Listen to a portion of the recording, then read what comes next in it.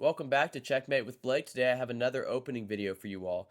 I'm going to show you all an opening that I believe may be the very best opening for white for newer players to chess, including beginner and intermediate level players. However, I also think this opening is one of the best openings for aggressive chess players overall, regardless of your elo. This opening that I'm talking about, of course, is the King's Gambit opening, as you can see on the board, signified by this move f4. So, before we jump right into the video, we're going to talk about, of course, why we would play f4. We'll talk about, all of the theory, all of the deeper lines. I'm going to show you guys some crazy lines, some crazy sacrifices, ways that you can win quick, or you can win if they play the best moves. I'm going to show you, I'm going to try and keep you all prepared against anything that your opponent might throw at you. Whether they play the best moves or the worst moves, I'm going to try and give you all the tools that you need to improve your chess and win more games. If you find this video helpful, leave some comments, leave some likes, and definitely hit that subscribe button. It helps the channel grow a lot. And most importantly, please leave comments as to what you guys would like to see in the next video. If there's a certain opening that you want to see, please let me know because I want to make the content you all want to see. Let's go ahead and jump right into this video. If you're a fan of my channel, most likely then you've seen my Ready Gambit videos, and this video has some concepts that relate to the Ready Gambit, which is why I think you guys might like this. So again, the move is f4 that signifies the King's Gambit. Why would you play f4? Well, similar to the Ready Gambit where we talk about putting the knight here and throwing this pawn here to try and pull their pawn away from the center so that we can have central control, the King's Gambit is very similar. We want to pull their pawn away from the center so that we can have central control. That's kind of the, at face value, that's kind of the point of it. But the other point that's not so clear is we actually want to develop our pieces in this sort of fashion and castle this way, right? Because if we just play some random moves, again, this is not what you're going to find that happens in your games, but I'm just trying to give an example of the ideal setup that white wants is something along these lines. And because the idea, as you can tell, is you're trying to attack the f7 square. What is so important about the f7 square? Well, of course, the f7 square is the weakest square on the board because it is only protected by the king. No other piece, from the beginning of the game actually protects the f7 square. Same with the f2 square. So the f2 and the f7 square are the weakest pieces on the entire chessboard. So why would we play an opening where we go ahead and throw our f2 pawn away? Well, it's because we're trying to actually attack this f7 square.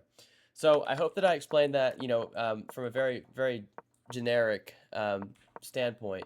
But now we'll go into some of the lines. The first one I'm going to show you is my favorite. I hope this happens in your games, and I think there's a very good chance that it will. So if black decides that we're going to attack, or they're going to take this pawn, and before I go right into this, of course, I want to say one more thing, is that the reason behind this too is we're making black make a decision on move 2. And as you'll see in all these lines, if black does not play the perfect way, there's one line, and if black does not play that one line, that one counter gambit that I'm going to show, there's a very, very good chance that you're going to have a strong game and win your games. So on move 2, we're challenging them, and what we're going to do is we're going to encourage them to take this pawn. Let's say that they take it. It's the most, it's a book move. It's very popular. You develop your knight. This is similar to that Ready Gambit style. We're going to develop our pieces. Now, what I'm wanting to see is if your opponent plays this move g5, threatening to push this pawn, they're protecting their pawn. You can't take it back after you play, for example, a move d4. G5 makes a lot of sense. We're going to go ahead and play this move bishop c4. Bishop c4 just looks at this pawn. Notice it's not the best move, and of course, it says black has an edge, but I want you to just watch this, and stick through this because you'll see, even though black has an edge according to the engine, I promise you that any of your opponents will not be able to play these perfect moves every single time. In fact, the chance that black plays these moves is so slim. I mean, I would take these odds any day of the week because I'm telling you these things, black will not play this perfect, but you will see. So after we go here, black may think, well, okay, well, we can attack this knight now, right? Because if we look from black's perspective, they could tempo our knight, and we're going to have to move it. But guess what? Here it is on this move already, which I'm not sure exactly which one it is. It says move 4, I think. We're already going to sacrifice a piece. This is what makes this opening so amazing. You're going to castle, completely sacrifice the knight. Why would we do this? Why would we sacrifice the knight for no material? Well, you're going to see, this is again why I say for beginner players especially, people are going to fall for this. They're going to take your knight, you take back with the queen, and now you're threatening here to take this pawn, and notice how much pressure after you take this pawn you're going to have on this. Now, I want to point out, it's not so clear. If we look from black's perspective, I'm going to flip the board. What move would you play in this position? I mean, your position looks horrible, right? Like, yes, you have white's knight. So if you're a beginner, you might think, okay, well, I have you know, I've lost a knight if you're playing white. And so you might think, well, that's not great. But just look at black's perspective. They have no pieces developed, and they have some serious threats coming on here. Now, players who play black might think we need to castle really quick. Maybe we'll play a move like bishop g7, and it's already pretty much lost. I mean, look at this. So you take here, now you're threatening a checkmate, and there's really not much that black can play. All right, we're going to flip the board again. So black might decide, okay, let's try and just cover this pawn. Let's take like this. Well, of course, it doesn't even cover it, right? Because we can already still take this, right? Because if they take, we'll win their queen. So they can't even take this back. So let's just say they move to a piece like here. And the whole idea behind your attack, to just simplify it, is to bring this knight out here and actually end up trying to push this knight here, right? Because if they just play a random move, notice how the engine just flies up. This is my point. They're not going to play this perfectly because they have to play every single move perfectly just to survive this opening. Now you're going to throw in this move, knight d5, and just look, where does this go? Let's just say they maybe say that they're going to go here. Oh, well, look, it's mate in 1 this way. Okay, so let's say they're going to go ahead and go here and try and cover it. It still doesn't matter. We've gone throw in this check queen g5, and you can just look down the engine's lines here. But even after a move like this, we're going to take, after they take back, most likely we're just going to take with the rook with another discovered attack. After they move the queen, for example, they're still going to get checkmated in some fashion, which we can go through. But I'm not going to go through all the specifics because I'm telling you that there's no way that they play this correctly. So let's go back and say, right here, let's say, okay, this is an experienced player. This player knows what they're doing. They're going to play one of the best moves. They're going to move the queen to try and play one of the best moves. Okay, so let's just give them the credit and say maybe they play this move, which is one of the top moves, as you'll notice.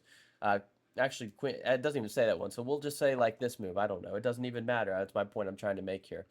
We'll still end up taking this pawn. Or you know what? Let's even throw this one to say that we're defending the pawn, right? I want to give you all something that you all might think is realistic and something that might encounter in your games. But now you just play this move d3, and you're gonna take this pawn anyways. In fact, even if they try and defend it, of course you can still capture. And after they capture down, after they do these whole series of trades, you still have a serious attack here, and they actually still cannot defend it. Meaning, at the very end of the line, at the very least, they're not going to be able to castle, and they're going to have to move their king, and you're going to still only be down 1 pawn technically, and I would play this position, you know, any day. But there's even better lines. I mean, you don't even have to go down that line. Like, let's just say, let's go back a little bit here. There's some other things that you could consider playing, such as this move e5, which looks crazy because you're giving up another pawn.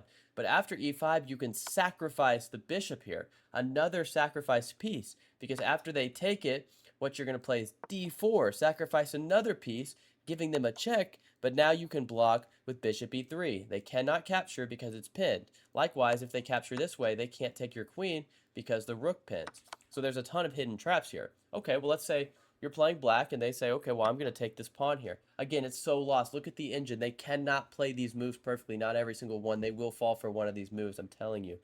Now what you can do is give this check, and it's already over. We don't even have to cover all the details. For example, if they decide they might want to try and block here thinking that they have this, well, notice now you have queen c4 check. They cannot move the queen because it's pinned to the rook, which means that at the very next move, let's just say they move wherever, you're going to actually pick up this queen.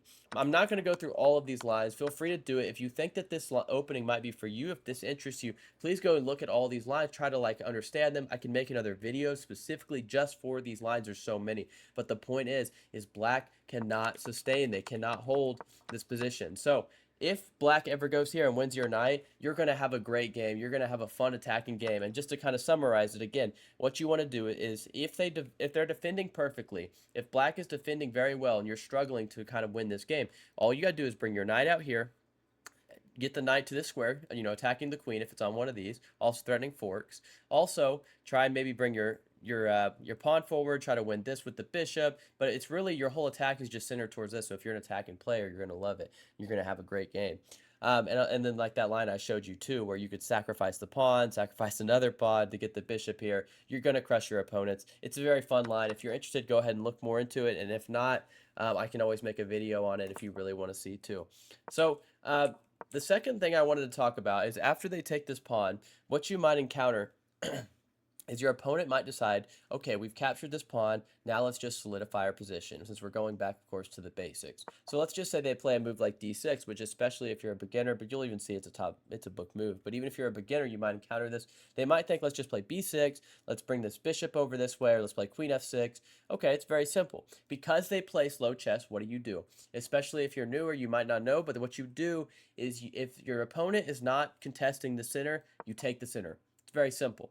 Now look, you have these two pawns in the center and a knight here. I love this position. This is an ideal position. This is what you want. You want your pawns controlling the center, and you want your knights and your minor pieces supporting the center. It's what you want. You've gotten everything you wanted. And now black is up a pawn, but look, you're going to capture this pawn back. Now, we're not going to go through the g5 lines I just showed, because g5 is crushing for white if white knows what they're doing. It's not crushing off the get-go, but that's if the engine is playing and not a human. So let's say they try and move like queen f6 to try and just solidify this pawn so that you can't take it. Well, that's fine. We've got no concerns with it. Notice the top engine moves, such as queen c4 are there, or bishop c4, and just trying to castle, which is perfectly fine, right? Because if you were to go here and castle, of course, you're going to win this pawn with the rook and the bishop attacking it. But I don't even think you need to do that. Just play a move like knight c3. After they pin this piece, which is most likely what they'll do, you're going to throw in this knight d5. Notice now you're threatening a fork, so they have to go here, right, to cover this pawn so that you don't fork the pieces. Well, now you can take here or take this way. So let's just say you take here, and now everything's fine, and now you're completely crushing. I mean, look at this position. You have all these pieces developed, and you still have great central control. So queen f6 is simply not an option. Likewise, they might decide, let's just play bishop g4 instead here, and let's just go ahead and start this pin. Let's try and, do this. Well, what's the downside of that, right? You win this pawn back, and again, you're crushing. Who would not want to play this position any day of the week? This position is excellent. You have these pawns controlling the board, and you're up on development. You're about to castle, right? Like, let's just say they play a random move. Of course, you're very close to castling, and you still have an attack on this f7 pawn. That's your whole strategy. You can still maybe bring this bishop out. You still might be able to go bring this knight out. You're going to try and attack this f7 pawn. Now, one of the last things I wanted to cover before we get into the perfect lines black can play, and I just want you to be prepared, and we have preparation for it. I won't give you guys an opening that you can't play against the very best that black can play. So, some of your opponents, including myself, right, when I first started chess and I went to my first chess tournament, someone played this f4 against me, and I wasn't sure exactly how I wanted to respond against it. So I decided, and I was playing someone who was actually stronger than me at the time. So he was a higher rated opponent, and so what I decided is playing black, because I said I'm just going to play a slow game. I know that this move d6 is weakening because it's not contesting the center, but I said that's not a big deal. I'll accept a weaker position, and then I'll just kind of try and bring it back. Well, that's what did not happen. I played this move d6. He brought his knight out, and I thought, here, let's just develop a knight. Notice now it's already a miss on move 4. It blows my mind because the engine wants you to take this pawn. They want you to take this. And if you don't, if you're like me at the time and you don't, and you play this move, what's going to happen is you're going to get crushed. Because now, in this ideal position, your knight is behind the pawn, which is also contesting the center. And similarly, I think in the game, he actually played a move like this, which is actually incorrect. It's an inaccuracy. But even if we just stop and look at this position, it's almost like a better Ruy Lopez. If you're familiar with the Ruy Lopez opening, it's very similar, except for now you have a pawn that's attacking the center, right? So once you remove this, you're going to be able to, win this. This has a lot of concepts similar to many other openings. This is really ideal. And of course, it actually doesn't want that. It wants moves such as bishop c4 or maybe developing the knight. But let's just say bishop c4, which is a fine move. They develop their bishop here. Notice you still have this attack, and these are all actually reasonable moves from this point on. Let's just say we go something like this. You can always take this pawn, and now you're threatening here, and the real point is that you're actually trying to win this pawn. So that's the kind of the bigger plan here, is you're trying to win this pawn. But the point is if they play a slow move like this, you're going to just squeeze the position, because this pawn, you're not saying you have to take my pawn. In fact, you're saying take my pawn if you want. I have my plan. I have my tactics. If you take my pawn, I'm going to win this game. But you're also saying if you don't take my pawn, I'm going to finish my development. I will take your pawn, and then I will have a great attack on this f7 square. So black cannot play passively. They just simply cannot. If they do that, they will lose the game. Similar to how whenever I started playing chess, how I thought this move would kind of protect me, and it's already a miss on move 4. So I'm not going to go into specifics because, of course, now we're getting kind of out of opening prep, but I'm just saying you will squeeze your opponent, you will slowly add pressure, and you will win this game. You will. Black cannot play a slow game against you. The last thing I want to prepare you all is actually the opening line that I play against the King's Gambit. I want to teach you guys how to beat my line against the King's Gambit. I've learned it. It's called the Falkbeer Countergambit, I think is what it's called. I hope I said that right. But basically, you play this move, and it's actually d5, and this is supposed to be kind of like a counter to the King's Gambit. Well, of course, since I want to give you guys the best prep, I gave you all prep that I didn't even know much about. I did my research and tried to figure out some of these lines, but the moves that I want to teach you to play is actually this move, knight f3. So you're attacking this pawn, and you might think, well, this move makes no sense. Black is just going to go ahead and take this pawn and attack our knight. That's what we want. That's what we want. That's why I'm telling you all to play this. After they attack your knight, you actually take here in the center. And there are so many ways that black can go wrong, which is why I'm telling you to play this way. Okay, so let's go ahead and go through them. What are some of the more obvious moves here? Let's try and decide what is black going to play. Are they going to try and contest your knight? Well, that's reasonable. Let's just say they try to contest your knight. Notice it's already an accuracy. You bring out this bishop to pin. After they bring out their bishop, to kind of they're planning on taking here because they think after they take here, you're going to take, and they're going to take back, and they're going to be up a piece. That's what they think. You place move queen e2. You are protecting your bishop. So now after they capture your knight, you take back this way. Because what does black play here? You are threatening to capture this, right? So let's just say a random move. You're threatening to capture here and then take this pawn. So black might think instead, let's take here first.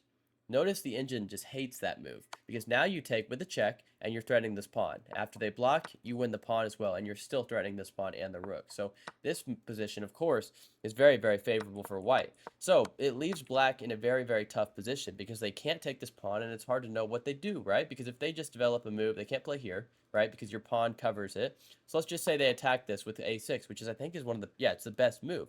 You can just take now and then win this pawn, and you're still threatening here. Likewise, even after they defend it, let's just say they play a move like rook g8, you can go ahead and castle, and now notice you still have an attack going, you still have already castled, you have a pawn in the center, you're ready to play a move such as this move d4, so you have great central control. In fact, if you really wanted, you could even play connect 4 and get these pawns going up the board. So obviously this position is excellent. Let's go back. I mean, what else can they play? Which is why I'm recommending this move. So let's say that they don't play this move. Likewise, if they go here to knight d7, it's very, very similar. Notice queen e2 is still on the board, right? Because if they take and go here, it's not so clear either. Of course, they might want to play a move like this at some point, maybe to hold the pawn, but you have this bishop, the queen b5 check, and you're still going to win this pawn. So my point is, that's why I recommend it. Again, I'm not going to go super in depth with all these lines. We can go through them. We could continue looking at them, moves like bishop d6, and you'll notice there are some different options, so I'm not going to tell you guys all the very specifics. You don't have to play it. In this position, I would probably play d3. I think it's one of the top engine moves. So after they take back now, this is just an example. This is why this kind of falls in line with this train of thought. Here now what we're doing is we're just getting our pieces onto better squares. For example, after knight f6, you can castle. And what do you have? Your pieces are developed on excellent, excellent squares. And you're just ready to attack the board, right? So that's why we're playing the King's Gambit. It's because you're an attacking player, you're an aggressive player, and you're going to have a great game. Notice, of course, black isn't even up a pawn. The last thing I wanted to point out about this line I'm covering for you guys is what happens if black plays the move f6 to go ahead and contest the knight. Because if you're a beginner, you might think, well, why would I put my knight here? Because they can just contest it. Well, actually, of course, this is a trap that we're setting for them. Now you throw in this queen h5 check, and now notice, right, so if they go here, which they very well might, you sacrifice the knight. Because if they take the knight, you win the rook. And you're actually threatening here too. So you're already up material. You're crushing already. So they cannot do that. Likewise, if they don't take the knight, let's just say play a random move, of course, they're going to lose the game very, very quickly. Because you have this check. So black's only move, really, is to go here since it's a double check. Or, well, I guess it's not a double check, but they're going to go here. Now you have queen f7. Let's say we go like something like this. It's a big queen hunt, but you can see black is winning, or white is winning by 9.2. So you're completely crushing. So they have to take your knight and give up the rook, which is exactly why they cannot play the move f6, because this check is just crushing. You may think, well, what if they just move now? But I want to also point out again, after this series of checks, white is again winning by 7. So it's not an option. And simply, basically, if they play this move f6, you're already crushing. You're already going to win the game. So, as a little summary, just so I can go ahead and cover, in this video, I've covered after this move, what happens if they take the pawn, what happens if they defend the pawn, what happens if they take and play this move g5, and I've covered, even from this point on, all of these very, very, very deep concepts. So I hope I've covered everything that is pretty relevant. I think this opening will give you guys a lot of success. But if you go and you try this opening and you find, hey, that this wasn't covered, or I have some questions about this, please let me know, and I can make more videos for you guys. Again, that's my job. I like to do what you guys want to see. So just let me know what you want to see. If it's not even this opening, if you want to see more about the Queen's Gambit or any other opening, just let me know. Leave a comment below, and I will make videos for you guys. That's what I like to do. If you found this video pretty helpful, hit that subscribe button, leave comments, likes. It all helps the channel really grow a lot. And of course, if you like this style, but you're looking for something maybe not as aggressive, but more with more positional opportunities. Again, my favorite opening is the Ready Gambit, which I will post some links to those videos after this too. But basically, the only difference in those videos is we actually attack with this flank pawn. So if you want to see videos like this, just stay to the end, and I'll post them somewhere on the screen. You'll see another link to my Ready video, so you can watch that as well. Again, thank you all for your all support. We have a great community here, and it's all thanks to you guys. Thank you all so much. Bye.